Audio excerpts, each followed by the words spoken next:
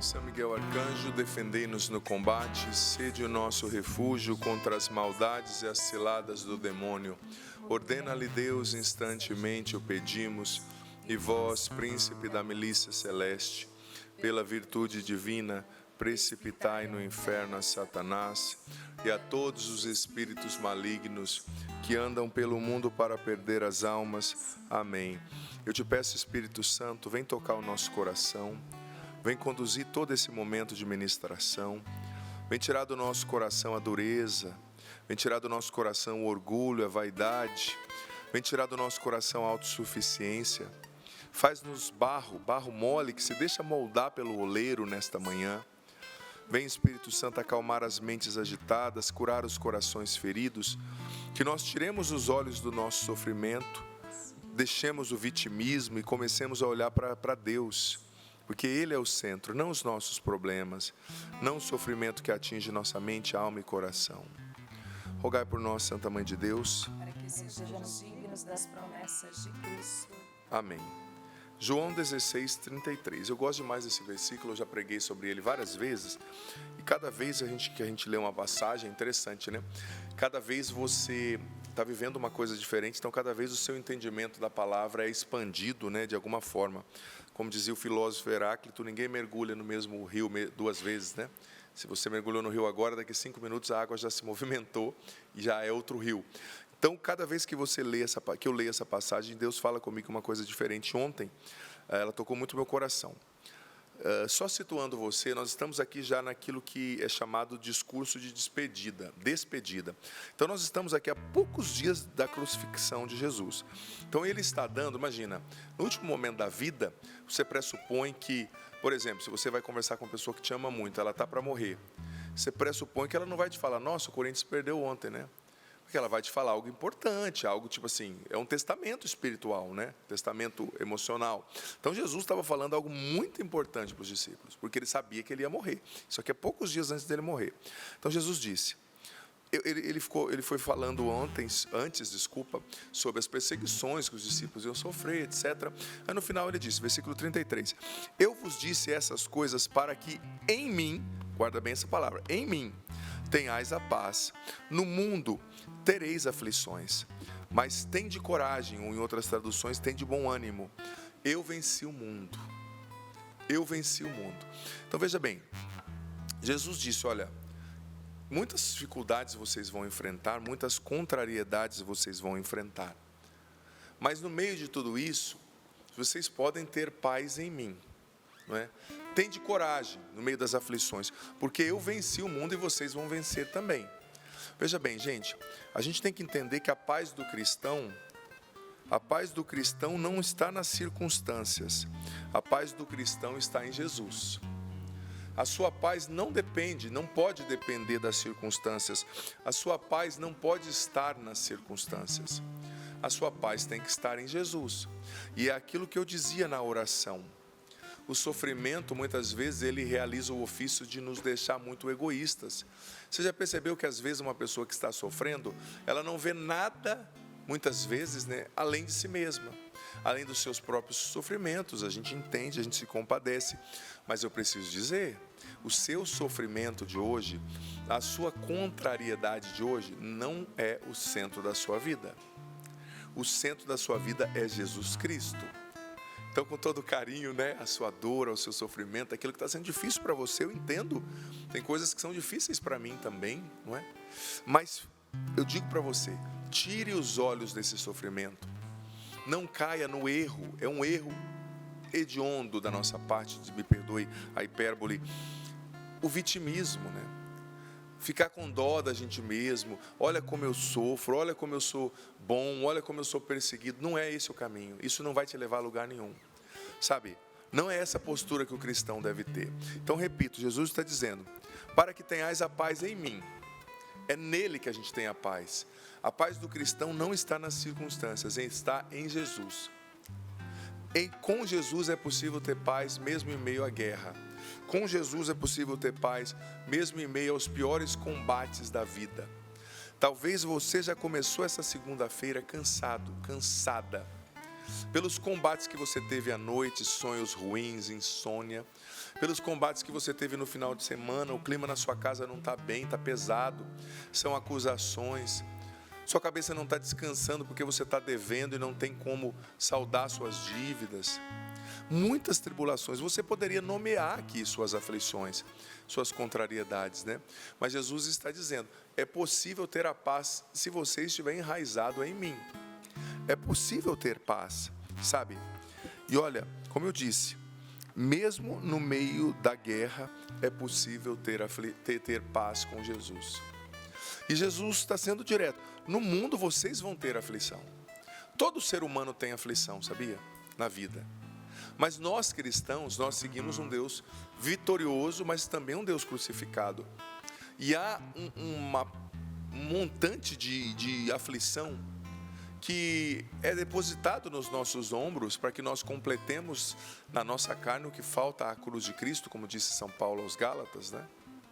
Para que nós unamos o nosso sacrifício de amor ao sacrifício redentor de amor dele, para que o nosso sacrifício de amor de cada dia também se torne redenção.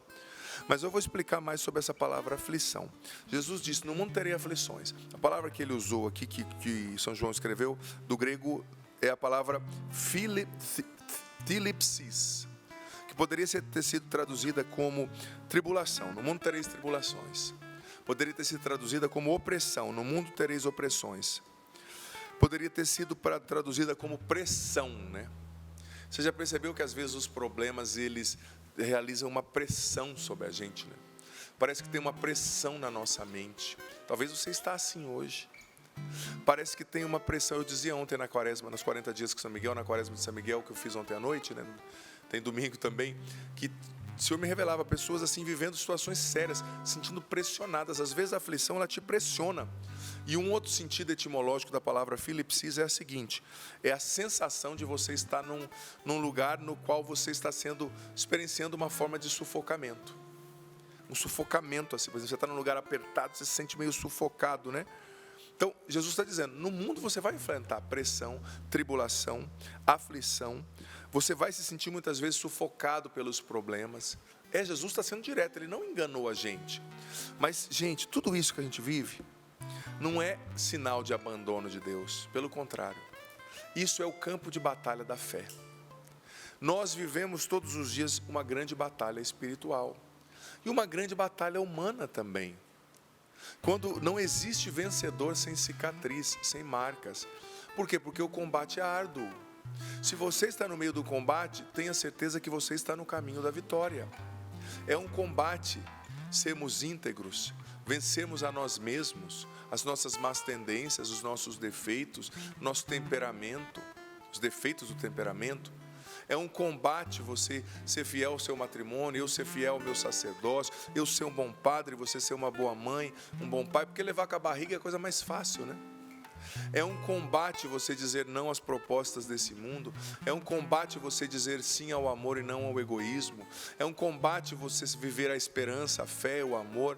É um combate você colocar a palavra de Cristo em prática, você testemunhar Jesus no mundo que está cada vez mais afastado de Jesus. Então, isso é o combate da fé, sabe? Mas como disse lá São Paulo, não precisa ler, isso eu estou citando, 2 Coríntios 4, 8 e 9, em tudo nós somos atribulados, de todos os lados, mas não somos vencidos, não ficamos angustiados, permanecemos na angústia. Não, as tribulações vêm, mas nós somos a igreja do Senhor, e Ele que venceu na cruz vai vencer também em nós. Mas o fato é o seguinte, eu falei aqui da raiz, né, da palavra filipsis, né, a aflição. Aflição também pode ser traduzida, essa palavra, como contrariedade, né? E na raiz da palavra, o que é contrariedade? A palavra contrariedade vem do verbo contrariar, né? O que é contrariedade? É um não. É um não que a vida te dá. Então, como lidar com esses nãos, com essas aflições que se desdobram nos nãos, né? E o como pode ser? Esse não pode ser, gente, uma grande contrariedade ou uma pequena. Por exemplo, a porta que bateu no seu dedo lá, né? Os santos, eles viam cada detalhezinho como uma oportunidade de santificação e como algo que Deus permitia, né? A porta que bateu no seu dedo, que fechou lá a porta do carro, né? Um processo que não anda, algo que não dá certo, que demora, que é lento, né? Eu tive a inspiração de escrever ontem preparar ontem essa pregação sobre esse tema, porque eu tinha que resolver o negócio, uma situação de uma passagem, uma viagem internacional que o padre vai, que mudou de data, então eu tive que ligar para resolver. Eu liguei 4 vezes, uma ficou 1h20, outra 57 minutos, outra 45 e outra 43. As 3 primeiras desligaram, não souberam o que fazer, desligaram na minha cara, né? E a gente tem tanto pouca coisa para fazer, né? E eu estava, Jesus, perdi a tarde, tinha gravação para fazer, mesmo no domingo eu aproveito para gravar as coisas que eu preciso gravar, né? E eu estava assim, bem desanimado assim, com isso. E aí eu fui tomar café lá na minha casa, um padre sentou, tomar café, a jantar, né, à noite. O padre sentou do meu lado, eu disse para ele a situação, ele falou, são as contrariedades, né, padre, da vida. Eu olhei para ele e falei, é isso mesmo. Ele nem sabia que eu estava pensando no programa, estava pensando em como eu responderia aquilo, né? Porque são contrariedades. É um não que a vida me deu ali. Eu sou muito dinâmico, faço muitas coisas, mas ali eu tive que esperar. Tudo bem, teve problema no sistema de atualização lá da empresa aérea, não vou falar o nome, que dá vontade de falar. Mas não vou falar, a ineficiência, talvez. Mas foi algo que Deus me permitiu passar. E o que eu tinha que escolher? Ou eu me revoltava, ou eu xingava, ou eu acolhia com humildade, como um exercício para a minha santificação. Porque a contrariedade é a escola das virtudes. A contrariedade é a escola das virtudes. E sem ser virtuoso, ninguém agrada a Deus. A contrariedade, ela te obriga a viver virtudes, como a paciência. A paciência produz a perseverança, né, como está escrito lá em Santiago. Sabe? Desculpa, em Cartas Romanos. A contrariedade, ela te obriga a exercer a paciência, ela te obriga a exercer a amabilidade, né? Dá vontade de brigar com aqueles atendentes que você vê que não sabem o que estão fazendo. Na terceira ligação, o atendente fala, isso aqui não pode fazer não. Eu falei, não, pode sim, eu já vi que dá, o outro já me ensinou, pode fazer. Então tá bom, obrigado. Eu ensinando os atendentes, né? Não estou falando que está certo não, tá? Mas foi o que Deus me permitiu viver ontem. A realidade é realmente real, desculpa a redundância, é o que eu vivi. Está entendendo? Então, na escola das virtudes, que é a contrariedade, você pode ser mais manso. Eu tenho lido na quaresma de São Miguel, que eu estou fazendo todas as noites, o diretor espiritual dessa quaresma, não estou fraco não, está sendo São Francisco de Sales. O livro chamado Introdução à Vida Devota, a Filoteia. E São Francisco fala tanto da mansidão, tanto, eu acho fantástico. Porque ele era um homem de um temperamento muito forte, né, muito irascível, muito colérico. E ele fala que sem a mansidão ninguém pode agradar a Deus, né? Porque Jesus é manso e humilde de coração. Então, numa contrariedade, você é obrigado a desenvolver a virtude da mansidão. Não é? Olha, cristão precisa ser manso. Ser manso não é ser uma topeira. Você tem que exigir os seus direitos? Sim. Mas existe uma maneira de exigir os seus direitos com mansidão e respeito e uma maneira grosseira. Jesus diz, eu sou manso e humilde de coração. Se você quer ser cristão, eu preciso ser manso. Primeira leitura de domingo retrasado. Dizia assim, faze os teus negócios com mansidão, de Eclesiástico, e serás amado mais do que os reis. Faze tudo o que realizas com mansidão. É ou não é verdade que uma pessoa mansa é uma pessoa amável, que tem amabilidade, que é uma pessoa capaz de se amar, né? Você consegue amar. Uma pessoa muito irascível, você não consegue amar, muito brava, muito irritada, que xinga sempre, né? Então, a escola da virtude, que é a contrariedade, ela te faz exercer a mansidão, a paciência, a humildade, né? Como falta a humildade, né? Hoje em dia. Sem humildade não há salvação, é a rainha das virtudes, né? A humildade. Então, estou citando contrariedades. Uma resposta atravessada que você recebe, algo que acontece mais lento do que você esperava. Como nós temos dificuldade de lidar com pessoas lentas, com processos lentos, você já percebeu? Eu também me incluo, né? Se você é mais dinâmico, eu sou uma pessoa bem dinâmica, mas mesmo se você não é, hoje as coisas são muito acessíveis, muito fáceis, né? Estão a um clique de você, né? Só que nem tudo está a um clique, tem coisas que são analógicas, né? Não são digitais. Os relacionamentos, o crescimento, as pessoas, os processos, né? Uma calúnia é também uma forma de contrariedade. Quantas vezes a gente sofre uma calúnia e uma fofoca, né? E claro, é muito ruim sofrer uma calúnia, uma fofoca, mas às vezes nosso nome vai para a boca do povo, sobretudo quando você se torna muito exposto, né? Como nós aqui, facilmente seu nome vai para a boca do povo, né? É uma contrariedade muito grande, mas você sabe que eu estava lendo na Imitação de Cristo algo que chamou muita atenção. falando assim, o que a gente tem que fazer quando a gente lidar com a calúnia? A Imitação de Cristo, do Thomas de Kempis, é um livro que tem santificado gerações, né? Muito interessante. Dizia assim, se você está sofrendo uma calúnia, se te acusam de algo que você é, de um erro que você cometeu, aceita com humildade e procura te corrigir, né? Porque às vezes a pessoa está falando, você é grosso, você fica revoltado. Aí eu pergunto para você é grosso? Você vai falar, sou.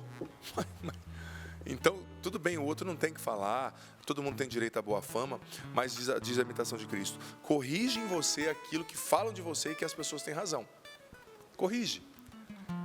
Humildade, né, para aceitar. Porque o orgulhoso, ele não aceita, gente, correção. Ele é o super-homem, ele está sempre certo, não existe criptonita para ele, né? O orgulhoso, você errou nisso. Como você fala que eu errei? Mas, meu amigo, você errou, você é um ser humano, os seres humanos erram. Não tem problema, alguém que te fala que você errou não está te humilhando, nem deixando de te amar, né? A gente devia agradecer as pessoas que nos falam, claro, há jeitos de falar, né? Mas uma pessoa que te aponta uma área na qual você precisa amadurecer é uma pessoa que está querendo o seu bem, né? Porque, gente, veja bem, quem ama, corrige. Quem não ama, deixa o cara se estrepar, como diz por aí, né? Se você ama, você está disposto a se indispor com a pessoa para fazer a pessoa crescer, né? Olha o trocadilho. Você está disposto a se indispor com alguém? Senão que você ama. Porque quem não ama não quer confusão, gente. Quem não ama quer sossego, entendeu? Ah, que se exploda, não estou nem aí. Foi ótimo lá. Não foi ótimo. Então, se te querem te corrigir, diz a Imitação de Cristo, procura se emendar, se o que falam de você é verdade. Contudo, se o que falam de você não é verdade, não se justifique diante das acusações. Não se justifique.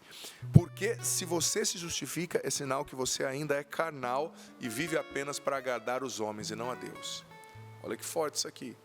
Dorme com um barulho desse. Porque a própria Santa Teresa d'Ávila dizia que ela tinha dificuldade, até os santos, de não se justificar. Porque a nossa tendência é querer provar que a gente está certo, né? Mas olha, quem está te acusando, muitas vezes não quer saber a tua versão, ele quer te acusar, né? O fofoqueiro não quer te entender, ele quer te criticar. Se ele quisesse te entender, ele vinha conversar com você, perguntar o porquê aconteceu aquilo, por que você reagiu daquela forma, né? Então, a Imitação de Cristo diz, se te acusam de algo que você não fez, silencia, não se justifica. Porque se você se justifica demais, é sinal que você ainda vive na carne, não no espírito. E vive mais para agradar aos homens, às pessoas, do que a Deus. E nisso não há virtude, né? Essas calúnias, né? Nós temos, dizia São José Maria Escrivá no Sulco, número 41, que a gente tem que se preocupar menos com a opinião dos outros. Porque a preocupação excessiva com a opinião dos outros, ela revela um orgulho e uma vaidade enraizadas no coração. Né? Os santos, gente, e claro, a gente está caminhando para lá, né? E a gente quer amadurecer e crescer, mas eles se preocupavam cada vez menos com o que diziam deles, né? Cada vez menos. São José Maria de Escrivá disse que a única calúnia que a gente tem que se justificar é quando é uma mentira que envolve um escândalo público, que vai escandalizar a fé dos outros. Cunho moral, etc. Falaram que você traiu a sua esposa, você não traiu. Aí lá na igreja todo mundo vai começar a falar, o cara é o coordenador, né? E traiu a esposa. A sua esposa vai falar, falaram para mim que você me traiu, vou embora. Aí você tem que tirar limpo essas questões de escândalo. Mas se não, é o caminho de Jesus, é o caminho do santo. Ser cristão é isso, me perdoe. Talvez você queria até uma coisa mais elaborada, uma meditação para assumir as acusações. Não tem. No mundo a gente vai enfrentar aflição. No mundo você vai enfrentar calúnia. No mundo você vai enfrentar pessoas que fazem questão de não te entender e de distorcer o que você faz, né? Porque só Deus conhece as intenções. E Deus julga nem sempre só os resultados, Ele julga também as intenções. Talvez você mirou no 90 e acertou o 70. Deus viu, nossa, Ele quis ser santo, Ele quis acertar, né? A intenção era íntegra, a intenção era pura. Então, se Deus se preocupar cada vez mais com a opinião dos outros e sabe, não se ofender tanto pelo que as pessoas vão falar, sabe? Não se defender, não se ofender tanto. Sabe por quê? Porque nisso há uma sabedoria muito grande. Porque veja bem, a sua justificativa, a sua defesa, a sua preocupação, a sua agitação não vai impedir o fofoqueiro de fofocar, entendeu? Então há uma sabedoria nisso. Você se preserva, entrega a Deus e deixa a pessoa falar o que ela quiser. Como eu disse, se for uma questão moral, você vai se envolver. Coisas que envolvem escândalo, né? Mas o fofoqueiro não vai parar de fofocar, o violento não vai parar de ser violento, o mal não vai deixar de ser mal. Então, quando você deixa de lutar os combates que não são saudáveis, que não são os que Deus quer que você lute, isso é sabedoria. Porque veja bem, o inimigo trabalha para te esgotar. Talvez Deus não quer que você entre nessa confusão da calúnia. É um combate que vai te esgotar, mas tem um outro combate lá na frente, mais importante. Esse você vai precisar lutar. É pela sua família, pela sua salvação, sabe? Então a gente tem que ser criteriosa, para eleger os combates que a gente vai lutar. Nós vamos lutar, né? Porque, gente, as aflições, elas estão aí. Elas vão acontecer. Elas acontecem. A aflição de um problema familiar, a aflição de perder uma pessoa que se ama, a aflição de perder momentaneamente a boa fama, a aflição de uma frustração, né? É uma outra forma de não que a vida te deu. E a gente tem que se mover para além da contrariedade e da frustração. Porque tem gente que fica a vida inteira estacionado, sabe? Na frustração, na contrariedade. Mas não podia ter acontecido. Ei, me perdoe.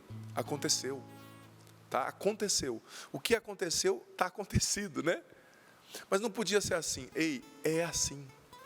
E o que você vai fazer com isso?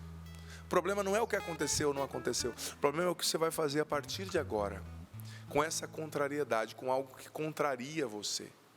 Que não é o que você gostaria, que não é o que você julga como ideal, mas é o que está acontecendo. O que você vai fazer? A palavra nos ensina a responder com Cristo e como Cristo, né? Diante de tudo isso, diante das aflições que você pode nomear aí, qual é a postura? Primeira coisa, a palavra já disse, se esconder em Cristo, se recolher em Cristo, para que tenhais a paz em mim. No meio dessa guerra, por isso que o recolhimento, a vida interior é muito importante, muitos santos falavam disso. Nessa guerra que você vive, precisa ter um espaço de silêncio dentro de você. Um espaço de recolhimento no qual Deus possa falar, no qual você possa ouvir a Deus. Talvez você já acordou hoje, você já ouviu as notícias, você já ouviu o podcast, você já ouviu minha homilia no YouTube, você já ouviu a homilia da Canção Nova, você já ouviu 15 músicas. Tudo bem, ouve essa pregação aqui até o fim, mas depois silencia um pouco. Recolha-se para dentro de si, né? É o lugar também onde Deus habita, como dizia Santo Agostinho. Recolha-se. Busque a paz em Deus, o Deus que habita em você. Padre, eu estou num setor de trabalho, uma confusão, essa venda, gritaria. Recolha-se. Esteja em oração. É possível ter a paz em Cristo. Recolher-se em Deus para enfrentar as aflições. Segunda coisa, que a palavra mesmo diz, mas tende coragem. Ou, em outras traduções, a palavra do grego também poderia ser, tende bom ânimo, né? Tem de bom ânimo. O que é o bom ânimo, gente? É uma boa alma. É um bom enfrentamento. Ânimos do latim é alma, né? É um bom enfrentamento. É o contrário do desânimo. Pessoa desanimada. Talvez hoje você está desanimado. Desanimada. Deus não quer que você se entregue ao desânimo. Isso é uma ordem de Deus. Deus não quer que você se entregue às queixas, ao vitimismo, ao desânimo. Não. Tem de bom ânimo. E haja com coragem. Lembra que eu falei antes para se recolher em si? Para encontrar Deus dentro de si? Porque o que quer dizer coragem? Cor agen, do latim. Agir com o coração. Cor é coração, né? Agir a partir do coração onde Deus habita. Recolha-se no seu coração, mesmo no meio dessa confusão. Se você puder visitar o Santíssimo, visite. Se você puder rezar o texto, óbvio, puder não, decida-se, né? A rezar. Mas cultive um espaço de intimidade, uma tenda de adoração dentro do seu coração. Porque Deus está dentro de você, também é um lugar onde Ele habita pelo batismo, aonde você estiver. Enfrente com coragem, e com bom ânimo. Gente, o bom ânimo, ele muda as situações. Eu digo para ti, uma pessoa desanimada, ela vai abordar uma situação procurando os problemas da situação. Uma pessoa com bom ânimo, ela vai olhar para o problema, encontrando e procurando e encontrando soluções. É uma abordagem diferente. Como eu costumo dizer, tem pessoas que têm uma solução para cada problema e tem pessoas que têm um problema para cada solução, né? Não seja esse segundo grupo, por amor de Deus. Sabe, enfrente os problemas com um bom ânimo. Tentando enxergar, porque eu digo para você, esse problema de hoje, ele não vai te matar, tá? Você vai superar isso aí. Isso que está pesando sobre você. essa situação que parece que é o fim da sua vida, esse desespero talvez no seu coração, esse cansaço, isso vai passar, como muitas coisas já passaram na sua vida. E se você combater do jeito certo, você vai sair disso mais sábio, mais sábia, mais santo, mais forte, mais feliz, mais cheio de Deus, mais perto do céu. Tem de bom ânimo. Enfrenta esse problema, essa contrariedade com bom ânimo. E por que a gente tem que ter bom ânimo? Por que a gente vai encontrar paz? A resposta está aqui. Última palavra que Jesus disse: eu venci o mundo. Veja bem, Cristo já venceu o mundo. Então, não é nem questão de tempo, é algo que já aconteceu, que só precisa se atualizar na história. Você já é um vencedor. Tá? Você já é uma vencedora. Você já venceu, porque a sua vitória é Cristo. E Cristo diz: eu venci o mundo. Ele disse isso aqui antes da ressurreição, mas para Deus não existe tempo, né? O projeto de Deus já tinha acontecido, só não tinha se atualizado naquilo que é o tempo fugídio, que a gente conta o tempo da história, como dizia Santo Agostinho nas Confissões, ele faz uma filosofa sobre o tempo, acho muito interessante. Jesus disse: eu venci o mundo, mas ele não tinha sido crucificado ainda. Mas já tinha acontecido no plano de Deus, no espiritual, já era algo que ia se concretizar. O plano de Deus para a sua vida, ele vai se concretizar. E você vai vencer, tá? Você vai vencer essa tribulação de hoje. E a sua cicatriz vai se tornar a marca da vitória. E esse problema vai se tornar aprendizado. E o seu testemunho vai se tornar luz para iluminar muita gente. O que você está vivendo hoje não é para te destruir, mas é para fazer as chagas gloriosas de Cristo brilharem em você e através de você. A vitória já foi garantida por Jesus na cruz. Então, caminhe como quem já venceu. Essa é a questão. Caminhe como quem já venceu. Rejeite o desânimo. Porque, como eu falei na última vez que eu tive no Sorrindo, né, para a vida, a tristeza matou a muitos, o desânimo matou a muitos. O desânimo é uma arma do inimigo para te parar, mas o discípulo de Cristo, deixa eu dizer dessa forma, ele é imparável. Ele é imparável porque a força dele é Jesus. Se você estiver acompanhando aí no chat agora, do YouTube, no Instagram, escreve aí: a minha força é Jesus, eu sou um vencedor. A minha força é Jesus, eu sou um vencedor. E olha, eu não sei qual é a sua aflição, repito, qual é a sua contrariedade. É um não. Ou qual é a contrariedade que você vai enfrentar hoje. Ou se você está assistindo a reprise à noite, que você já enfrentou, né? É um não. Um não que pode vir de uma pessoa. E a gente hoje, nós estamos tão ensimesmados que a gente tem um espírito de rei, né? Absolutista. Se alguém diz não, como alguém pode não fazer a minha vontade? Desculpa a sinceridade, a sua vontade, a minha, não é o centro do universo. Como alguém pode não me dar o que eu quero? É até comum na criancinha, né? Você isso, mãe, eu quero, ela chora. Mas num adulto, isso é, infantilismo, isso é imaturidade. Uma das pedras de toque da maturidade humana e cristã é isso.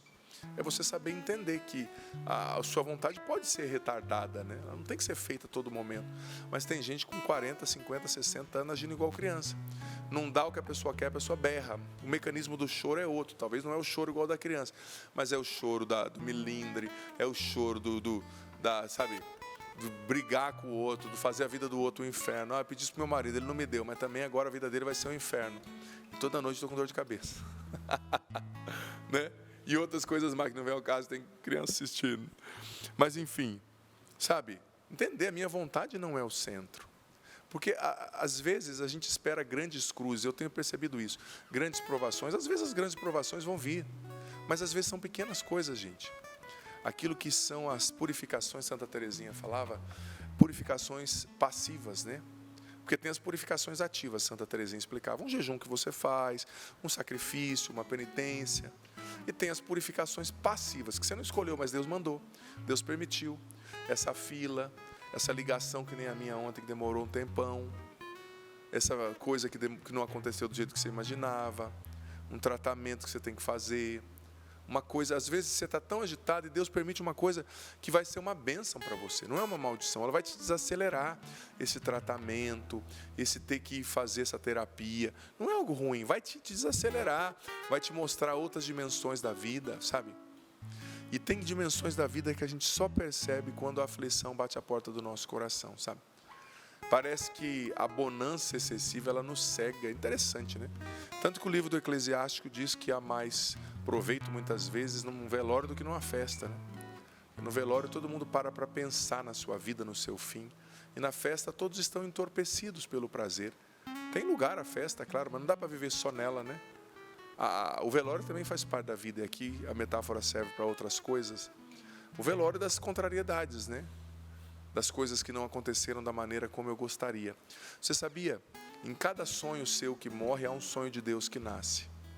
Em cada coisa que você recebe um não, há um sim de Deus para algo que você não está vendo. E deixa eu te dizer, o projeto de Deus é sempre maior que o seu. Você sonha em plantar uma rosa e fica triste porque a rosa morreu, mas Deus quer te dar um jardim, meu irmão. Minha irmã. O sonho de Deus é sempre infinitamente maior, porque está escrito lá em Carta de São Paulo aos Efésios.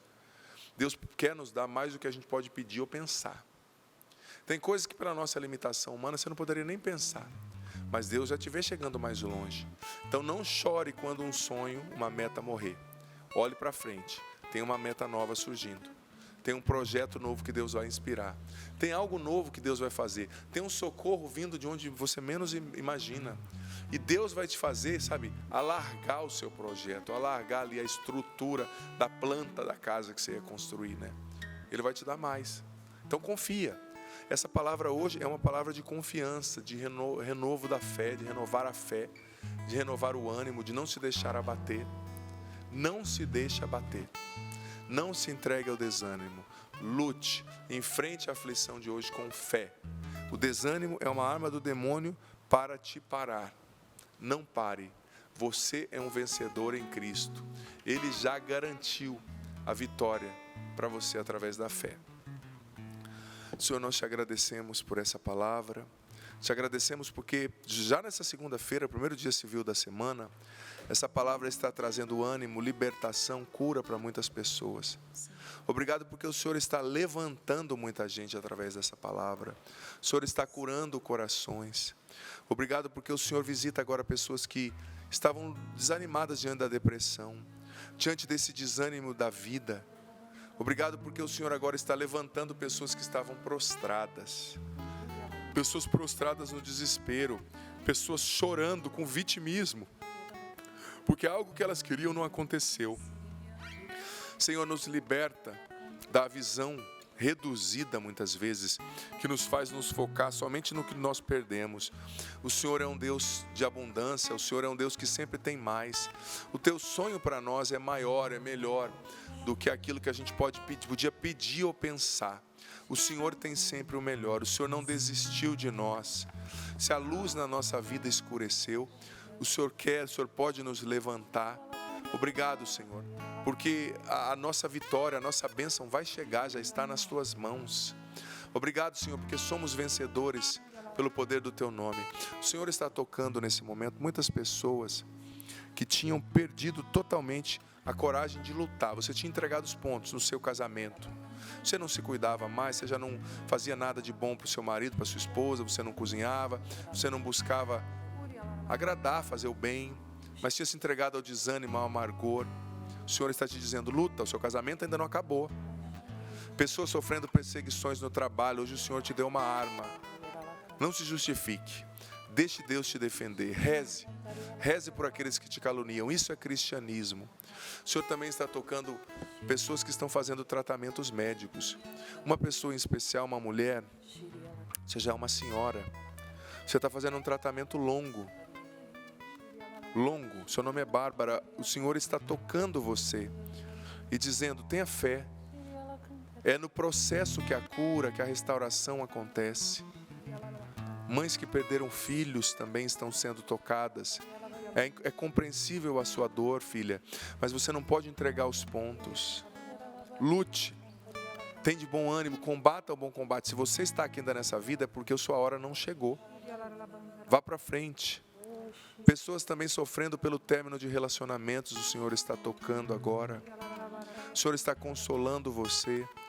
Uma pessoa que você se sente muito incompreendida, parece que está todo mundo contra você. Você já não parou para pensar que talvez é hora de você ouvir o que as pessoas estão falando e tentar corrigir o que você precisa e pode corrigir? fazer a sua parte para mudar, para melhorar. Pessoas que não tinham sido despertadas para as virtudes. Você precisa ser uma pessoa virtuosa. Para agradar a Deus, para ir para o céu, você precisa ser santo. Você precisa ser paciente, você precisa ser manso, você precisa ser humilde. Essa preocupação excessiva com a opinião dos outros, como eu dizia, esconde orgulho, vaidade. É na humildade de aceitar o que nos vem, como tudo vindo de Deus, né? Como dizia São Carlos Borromeu. É aí que a gente cresce. As contrariedades, as bênçãos. O Senhor também está tocando mentes entristecidas, agitadas e entristecidas. O Senhor está acalmando a sua mente, enchendo com um novo ânimo. Pessoas estão recebendo do Espírito Santo agora um novo ânimo, o dom da alegria. Mulheres que, ouvindo o testemunho da mulher que conseguiu engravidar aqui antes que a Maria Renata trouxe, diziam: comigo não acontece, só com outro. O Espírito Santo está te tocando e dizendo: tem de bom ânimo. Você não imagina o que Deus tem para você. Tem de bom ânimo. Bom ânimo.